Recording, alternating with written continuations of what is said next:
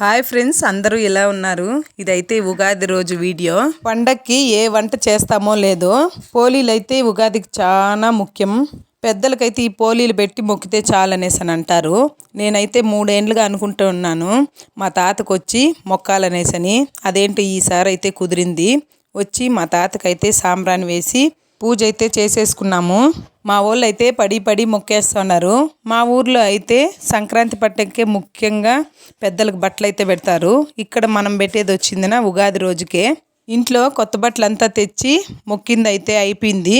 ఇంకా తలిగిలోకి కావాల్సిన వస్తువులంతా తీసుకొని మా నాన్న నేను అంతా అయితే గుంతకాటుకు అయితే బయలుదేరేసినాము.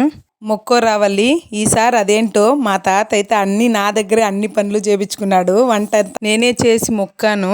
ఇదే ఫ్రెండ్స్ మా ఊరి సుడిగాడ్ అంటే ఈ చెరువులోనే అందరినీ అయితే తెచ్చి వేస్తారు. ఈ గుంతకాడ మొక్కేదానికైతే మేము వచ్చేసినాము.